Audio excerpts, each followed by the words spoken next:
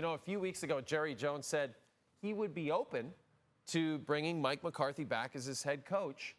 After what you just saw on Monday, do you think that'd be a good idea? No. No. It shouldn't. I mean, first and foremost, I don't know where this narrative comes from, because let's go back 3 weeks. 3 weeks, this was the biggest laughing stock in the NFL. This team was a joke, yada, yada, yada. They get a win against the Commanders, who I think are a little more fraudulent than we all maybe believe. A 7-point win against the New York Giants, who are barely an NFL team at this moment. And now all of a sudden it's, oh, Mike McCarthy might come back.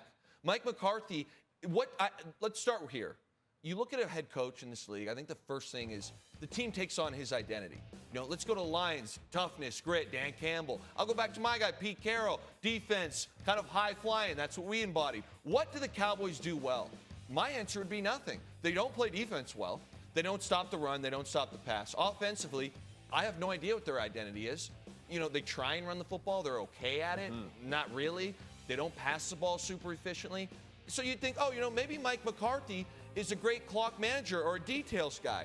Well, you go down to this game, we'll talk about the punt there. The term is Peter. Don't ask me why we called it that, but I promise you, if you went to a team that's very well coached, if there is a play that's blocked, everyone is screaming, waving their hands, screaming, Peter, Peter, Peter. Again, I don't know what Peter did, but that means run away from the ball. Right. It's at every level I've ever played. How the entire team, sideline, and every guy in the field isn't screaming Peter after that block and sprinting away from it, I don't know. Poorly coached. Yeah. Now let's go on to the 2-minute drive. We take a sack. Since the dawn of time, when you take a sack in a 2-minute drive, especially in that situation, you have to burn your timeout. You got to do it.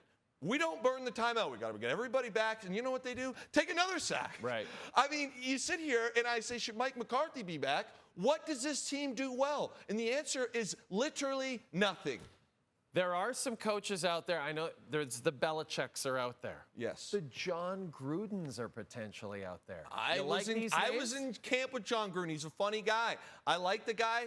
I'll tell you this. I think they will look better than what they have looked this year with John Gruden. I think Belichick, obviously, there's probably a little him and Jerry Jones might go head-to-head. But, yeah, at this point, what Mike McCarthy's got cooking here is not working. Okay, Joe Burrow leads the league in passing yards and passing touchdowns. Bengals are almost guaranteed to miss the playoffs. And I want to ask you about Joe in just a second. But first, let's hear what he had to say to Lisa Salters after this one. Joe, what were you thinking when you saw you were getting a second chance after the recovery of that blocked punt? We needed a break. We needed a break.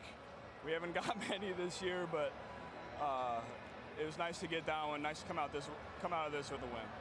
Jamar had such a huge night. What was the call on that game-winning touchdown of his? Find Jamar. He was playing off over there. You know, we've repped that route a bunch. You know, was able to throw it back inside shoulder so he could turn it up the field. You know, that's a rep that we talk about a lot, so he can make some plays after the catch. And he went and did what he does. We saw you got banged up. Saw you put that sleeve on your left knee. How's the knee feeling? I feel good. We'll see what it feels like tomorrow, but I feel good right now.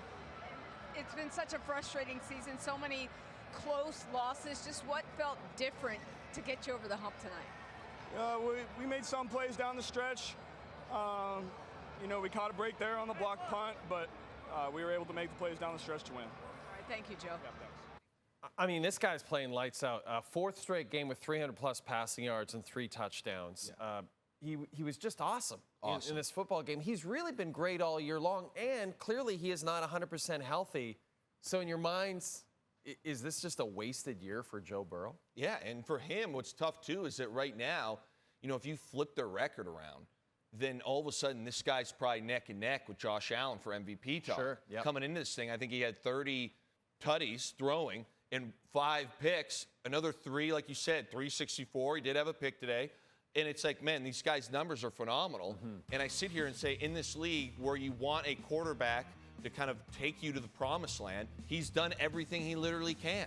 And he's faced adversity. And what I mean by that is your best player that he's thrown to, Jamar Chase, wasn't in camp. T. Higgins hasn't been healthy all year. And Joe Mixon, who is a premier back in this league and kind of a safety net, has been shipped out of town. Or I should say you let walk out of town. So it's not like they've been really helping this guy as much as they can. And he still found a way to get it done. And we talk about him at the end there. I thought it was perfect what he said. We got a break. They've given him no breaks. His defense is terrible.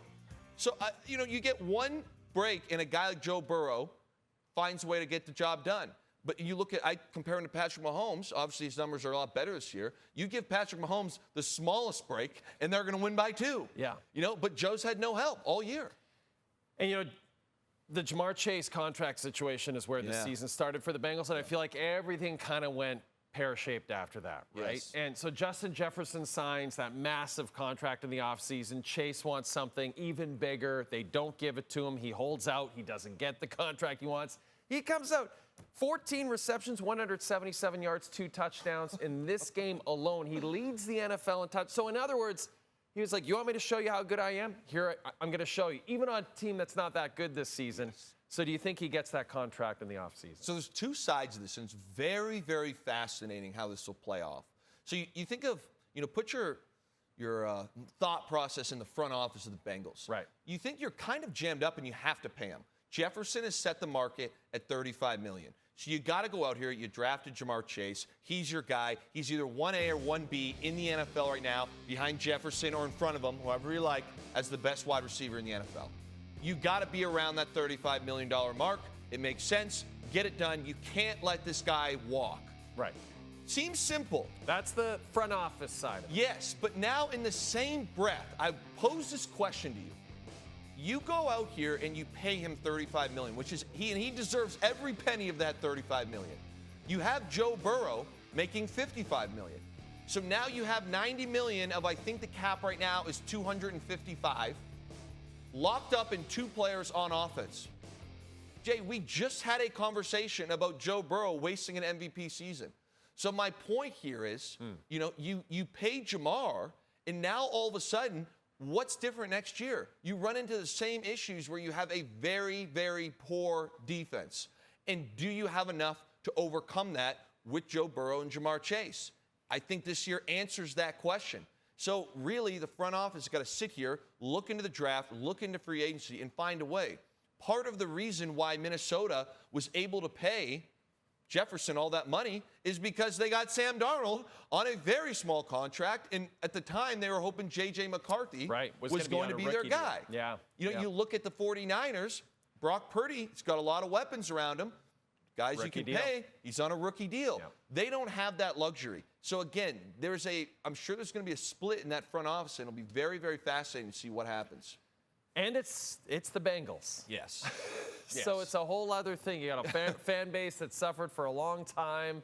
Do you just make them happy? I don't know. We got a great game coming up Thursday to start Week 15. Heater. And Luke, look at this. This is from your old division. San Francisco, a slim 2.5-point favorite. They need a win, Luke, to keep their division hopes alive. They're 2 games back of your Seattle Seahawks. Yes. Rams just 1 game back of the Seahawks. Huge implications here. The Seahawks play the Packers. I don't expect them to win that. All of a sudden, this game could be either for LA time for the division or for San Fran to get right back in the conversation. And another thing to throw in here, the Niners have won 9 straight against LA in the regular season. They've absolutely dominated the Rams in the regular season, so we'll see if that continues on Thursday after that game. Luke's going to stick around. We're going to chat about his old division. We'll talk about what he thinks about Jimmy Harbaugh. We'll talk about what he thinks about Kyle Shanahan. We'll talk about what he thinks about Mike McDonald. I mean, the NFC West, we're on fire.